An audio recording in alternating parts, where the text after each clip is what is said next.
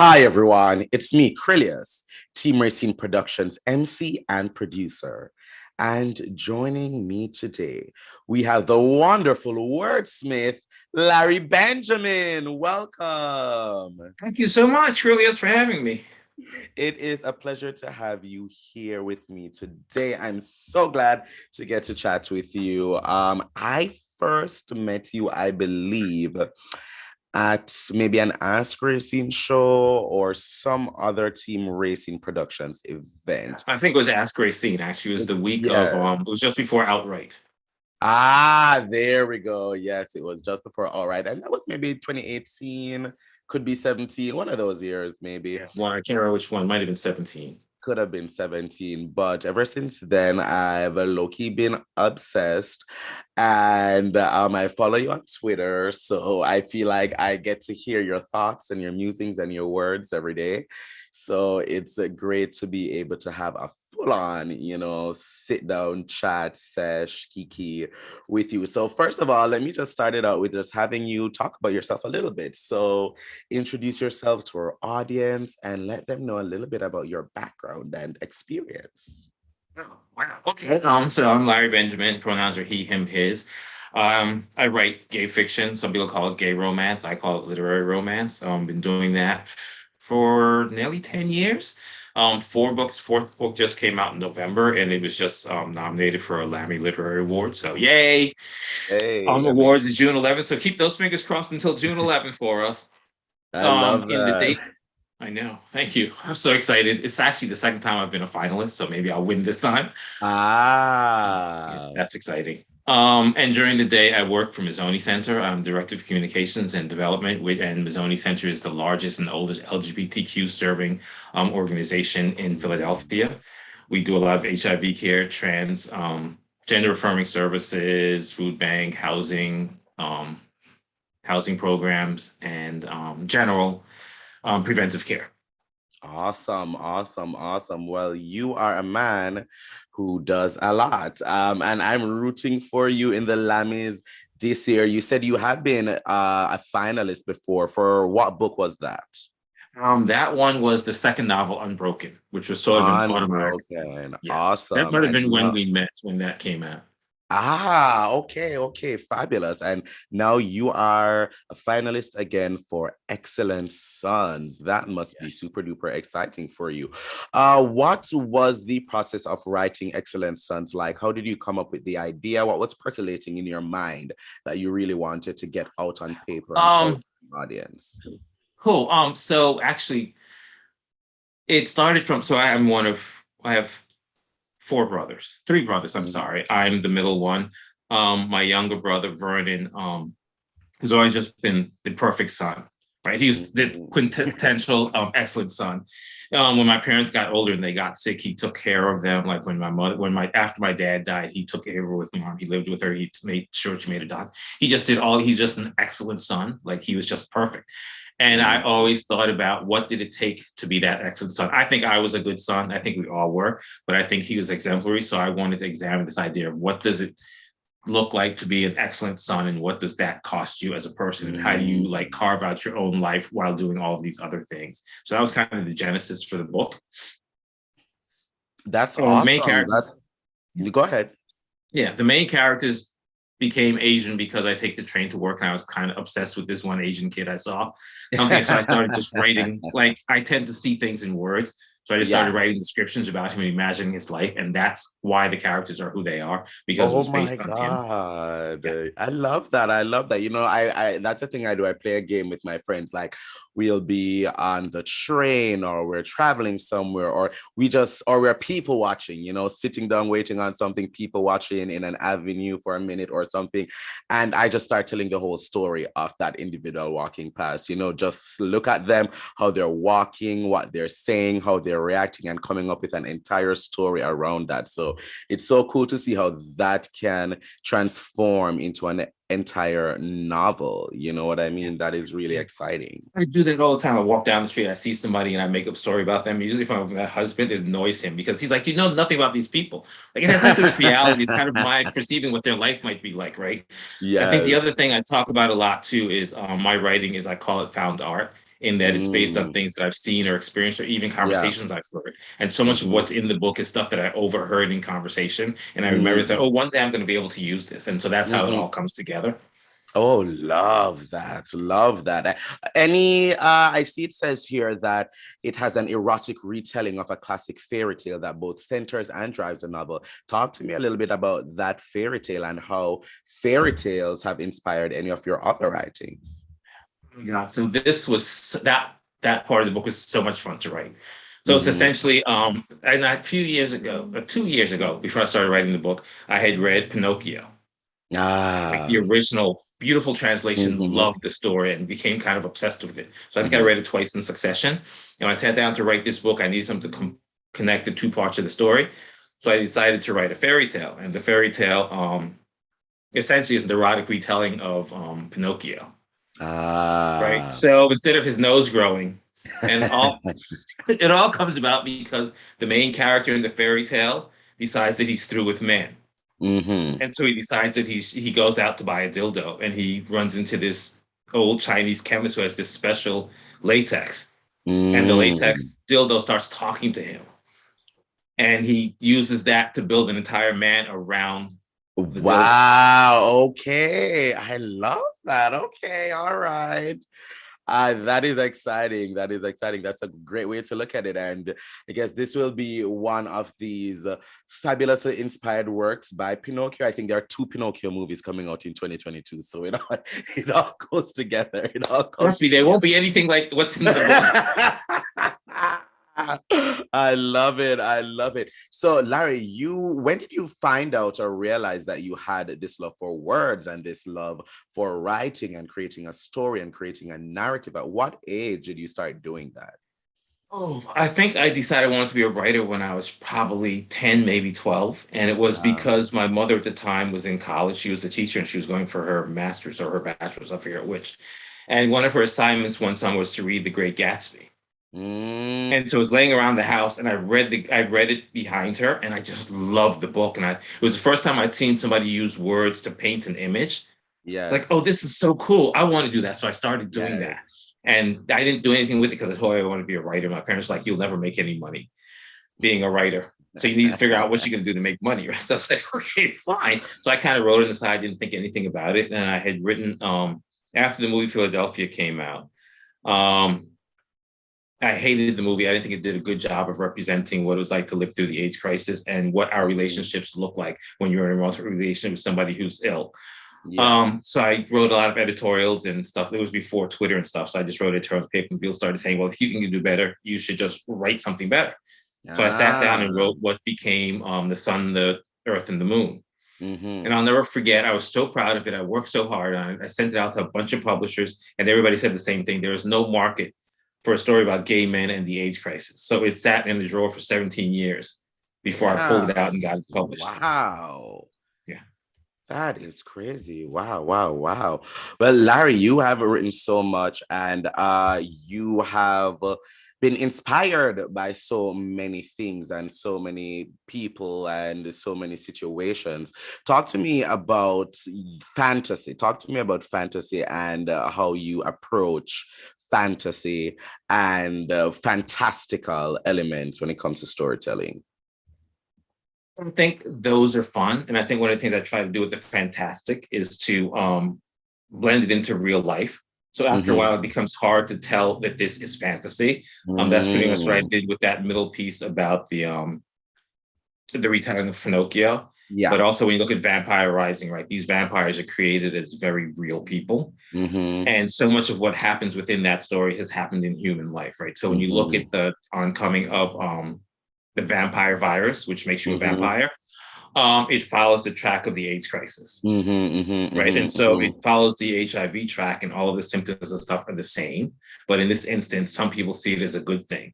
But people Mm-hmm. also hate the vampires, right? And they go to great lengths to kill them and things like that, or marginalize them in any way they can. Yeah. They do things like they inject them with silver, which is really Mm. painful and kills them. And the whole point of that is that while they're vampires and within the vampires, they're all male, obviously, but they're also all different races and ethnicities and all of those kinds of things. And the point being that in human society, there's always going to be a group of people who are going to be marginalized. You Yeah. know, it used to be the Irish, it was the Mm-hmm. Chinese, it's Blacks and people Mm-hmm. of color now. So that's always going to be something you live with. So how did they live with that and kind of making that a metaphor for our lives and what happens to us?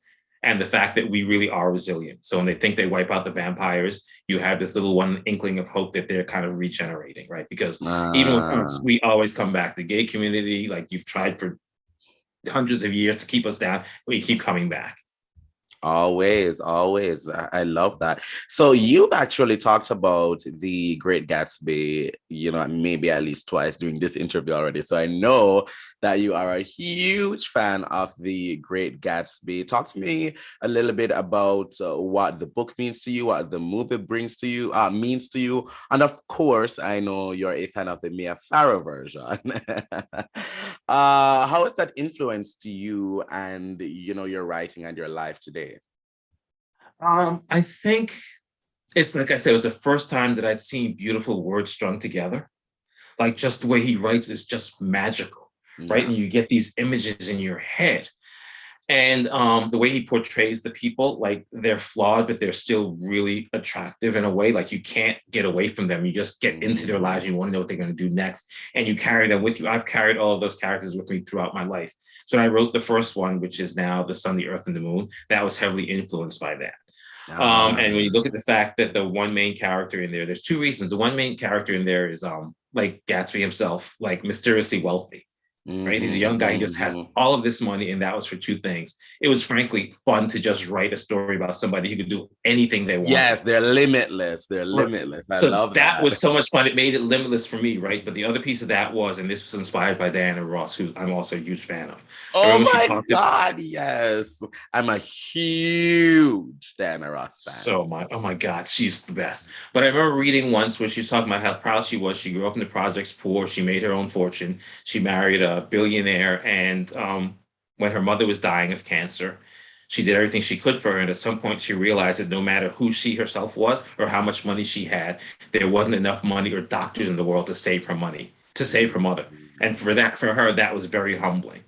Yeah. So in the Sun, that's kind of the humbling moment for Dandy. He has all this money, the best doctors in the world, and there's nothing that can be done, right? And that sense of helplessness that we who lost people felt at the same time. So I wanted to make sure that I kind of really amplified that. And that was essentially driven by the Great Gatsby, right? Because they're on this collision course. No matter what anybody did, no matter how much money they had, it was going to end in disaster. Yes, yes, yes.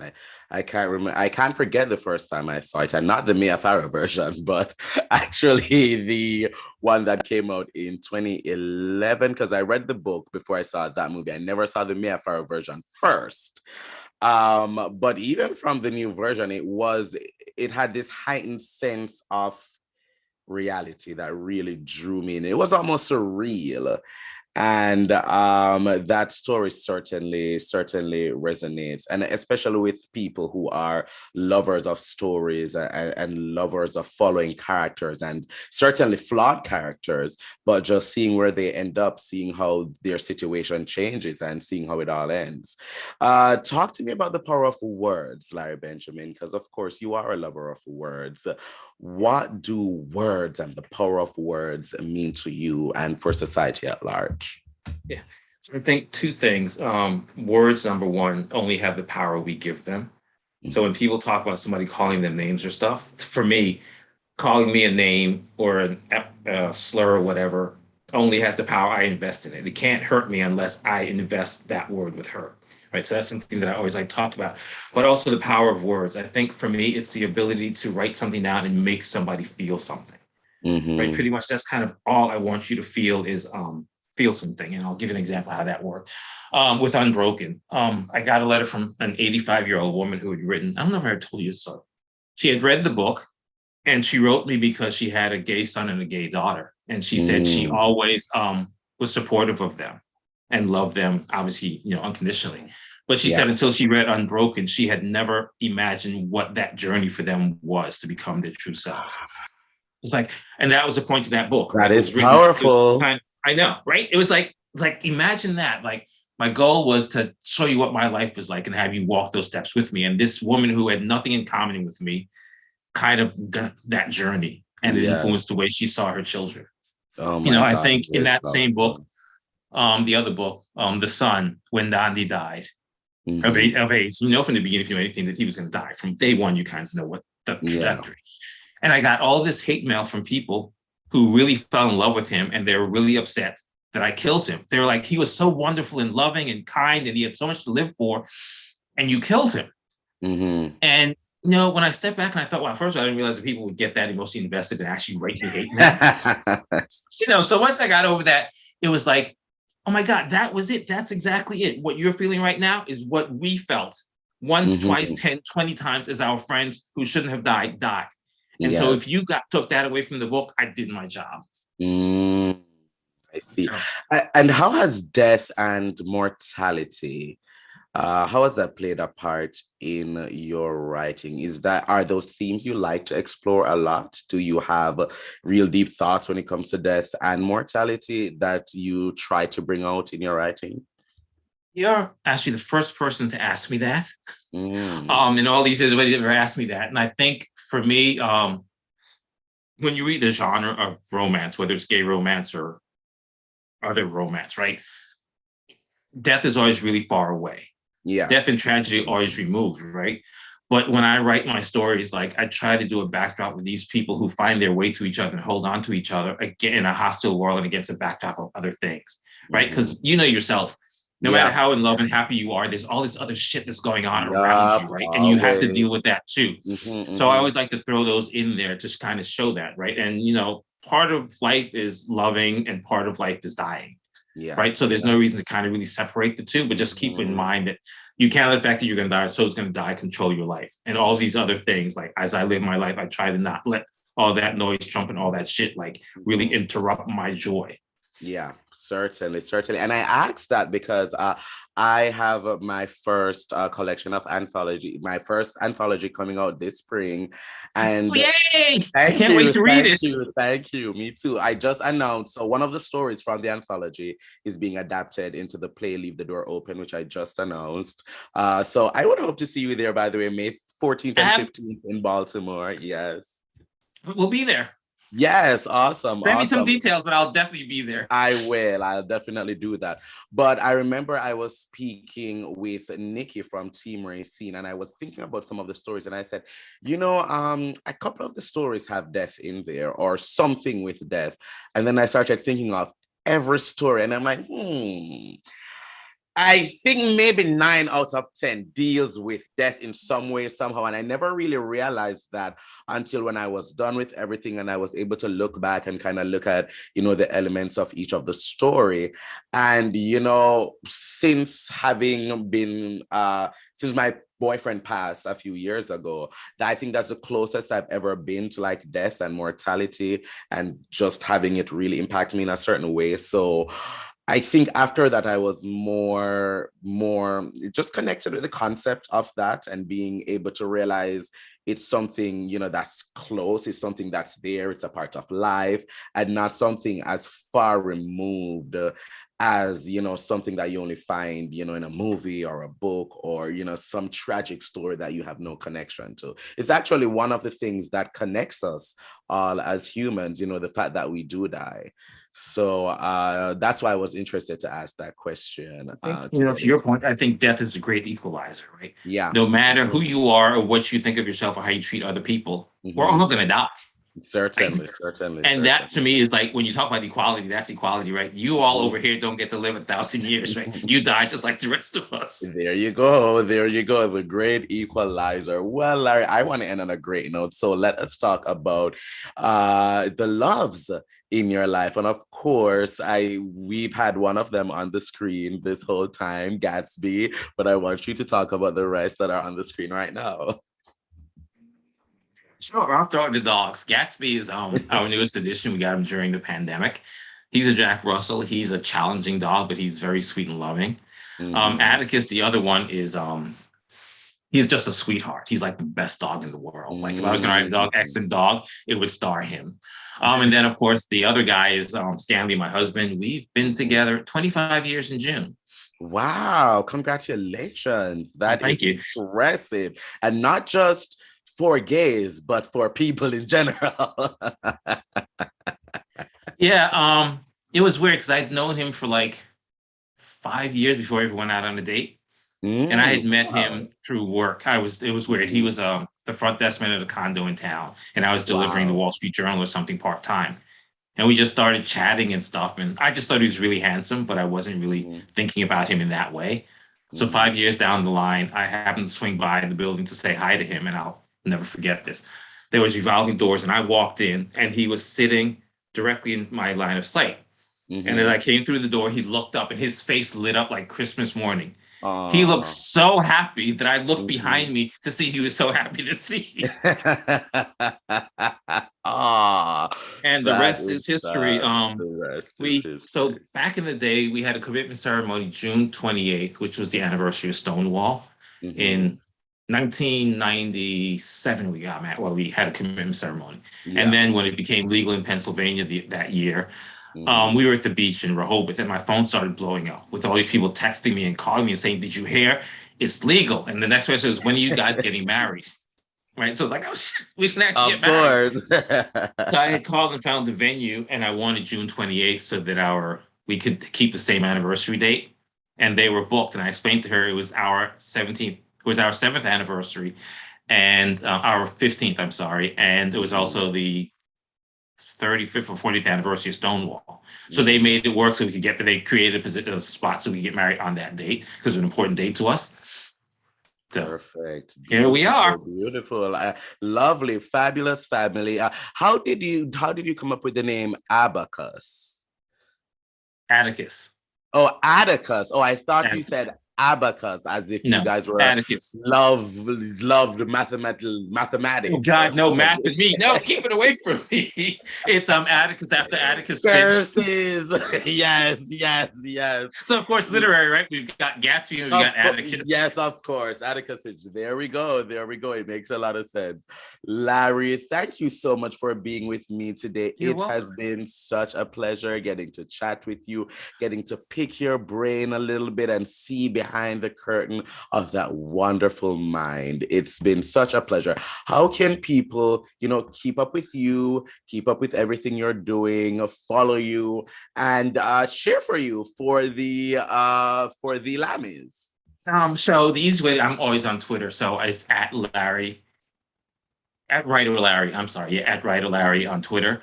Same thing on Facebook, and you can always follow me through LarryBenjamin.com, which is where my blog is, stuff about the books, upcoming events, all of that stuff. Awesome, awesome. Well, everyone, look out for the 2022 Lammy Awards. We're rooting for Larry Yeah. for his novel Excellent Sons. Larry, it's been such a pleasure. Thank you so Yes. much for being Yep. here. And we hope to have you here again. As a matter of fact, we hope to see you in person soon enough. Thanks so You'll much. see me on May 14th, 15th. I see you So then. There send we me that go. update. I will be there for sure. Awesome. I look forward to seeing you then. Okay, Viewers, cool. please click the link in the description below so you can go to larrybenjamin.com. And while you're at it, please follow Team Racine Productions at Team Racine on all forms of social media. Like, comment, and subscribe. But most of all, thank you for watching. Bye, everyone. Bye.